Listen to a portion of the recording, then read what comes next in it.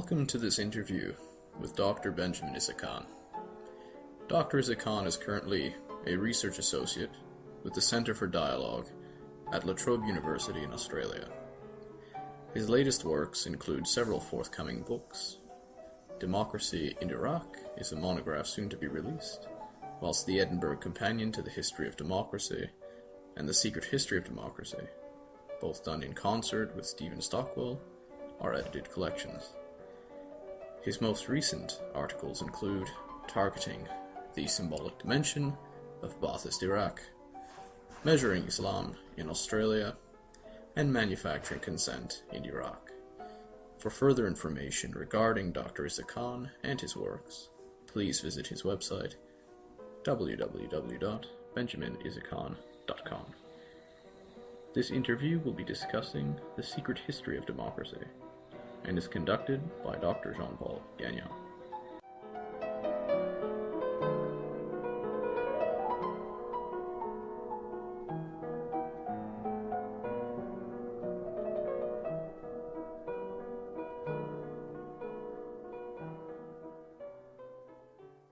Although the goal of Secret History was not to define democracy, could you be more specific about the concept of democracy used in the work? Sure. I guess I should start by clarifying that, as you said, it's not really our goal in the Secret History to offer up a robust kind of definition of democracy or even a new definition of democracy or anything like that.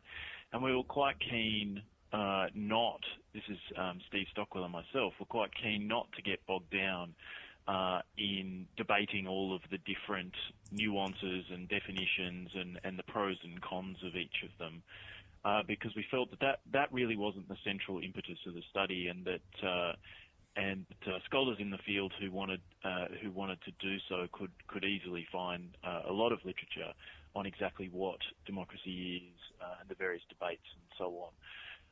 So we were keen to kind of avoid that too much, because we thought we had many other things of sort of more important, if you like, or that were greater contributions to the literature.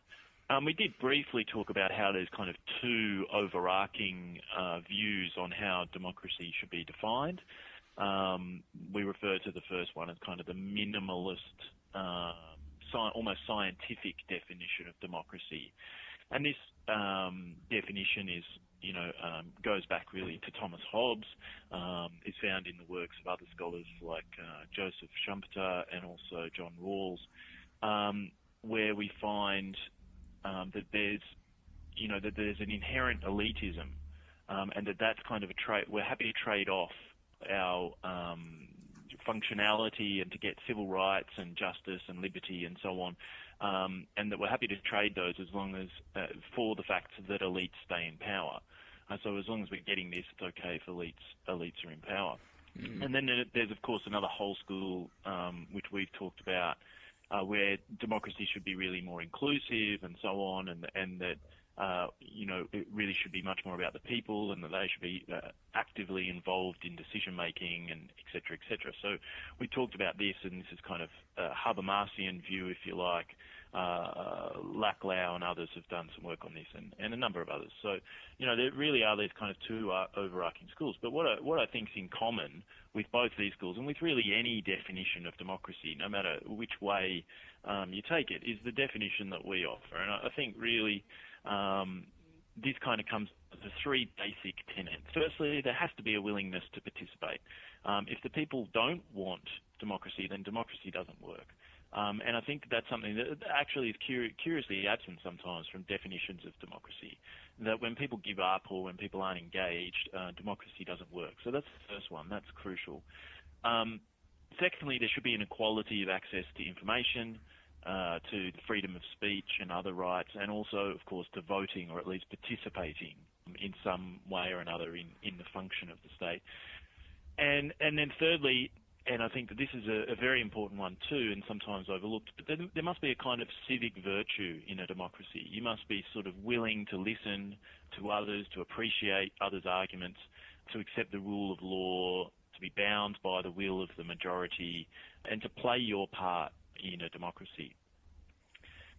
But moving along from all of that, as I said, our goal wasn't really to define democracy as such, because in our view, it didn't really matter so much how you define democracy.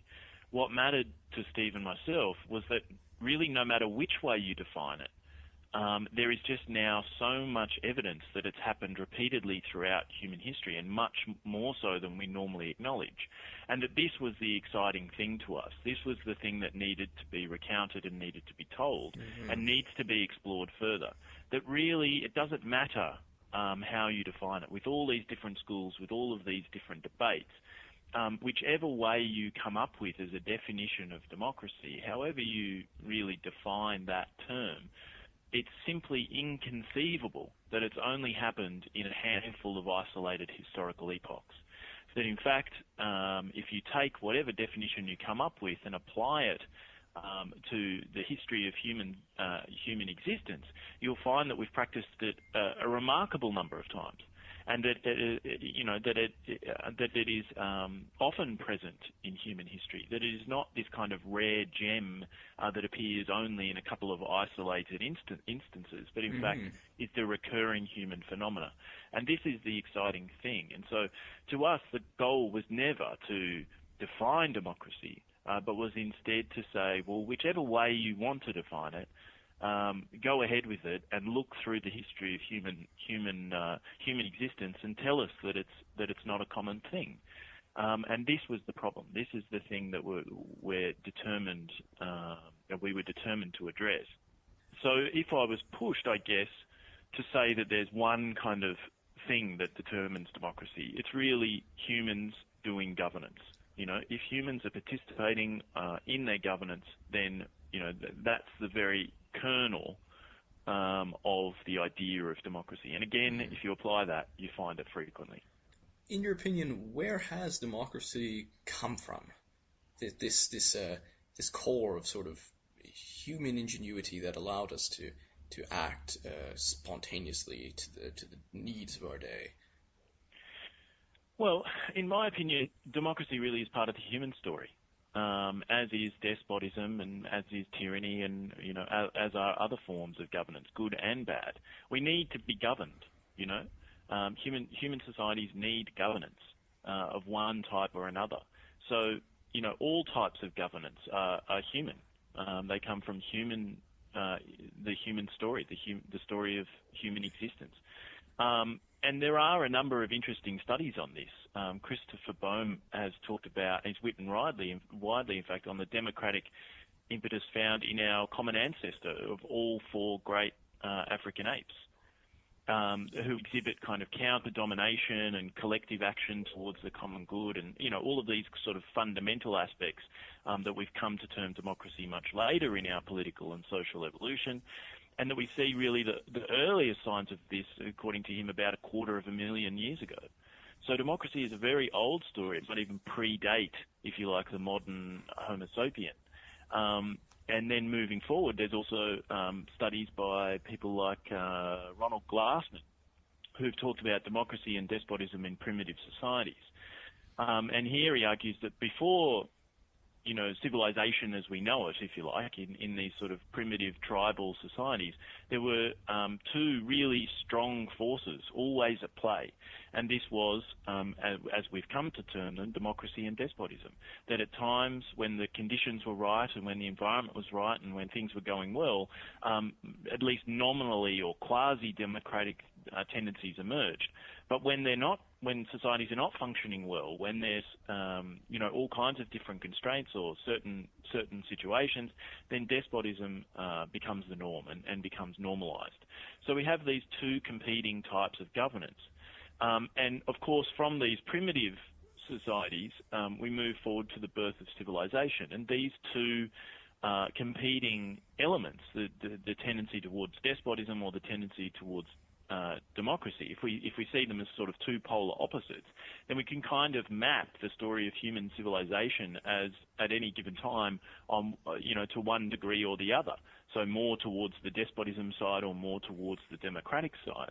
And we see this through the stories of Mesopotamia or Egypt and the Indus Valley, in the sort of earliest signs of human civilization. And the argument here is not to say, look, they were great examples of democracy, they were really democratic, that they did all of these wonderful things well before the Greeks and so on and so on. The point is to say that at certain times and in certain places they did things that are familiar to us in contemporary understandings of what democracy is.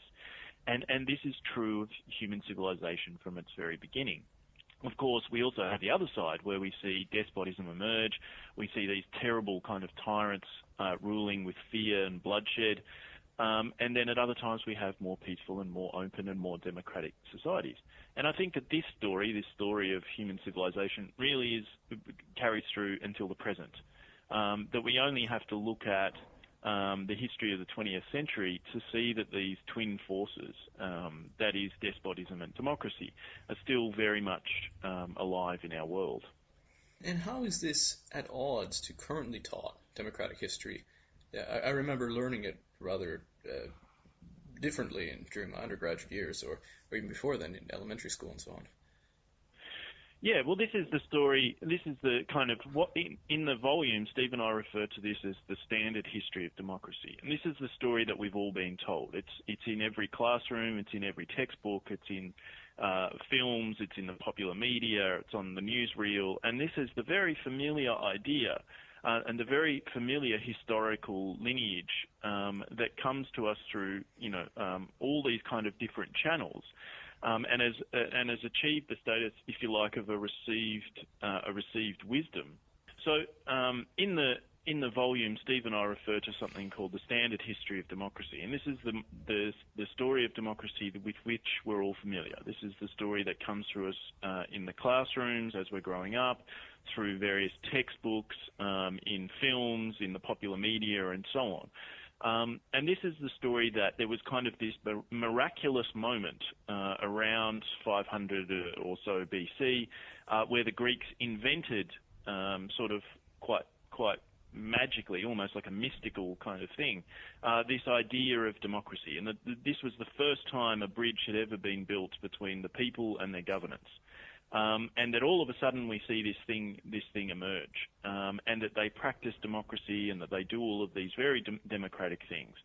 Then, of course, the story goes forward to the far less convincing story of Rome, which mostly, for much of its history, functioned as an oligarchy rather than as a democracy. Mm-hmm. But nonetheless, we're usually familiar with the idea of the Senate, and with some sort of nominally democratic mechanisms at work within Rome. Then something really curious happens. Then all of a sudden, in this kind of standard narrative of what democracy is and where it comes from, there's this enormous gap. All of a sudden, with the end of Greece and the end of Rome, we see that for 1,000 years or even more often, we're told that democracy was basically wiped off the face of the earth, that this kind of unique thing that occurred was suddenly snuffed out and disappeared. And of course, when you sit down and think about it, it's a kind of ridiculous idea. I mean, does that mean that nowhere on the entire earth for 1,000 years or for 2,000 years did people come together and decide critical decisions based around their own governance? Were they no longer participating in any way in any corner of the world in their own societies? Were they no longer engaged in voting or representing their constituents or making collective decisions towards concerted action? I mean, the idea is laughable when you sit down and think about it, that for 2,000 years, any kind of trends towards democracy were completely wiped off the face of the earth.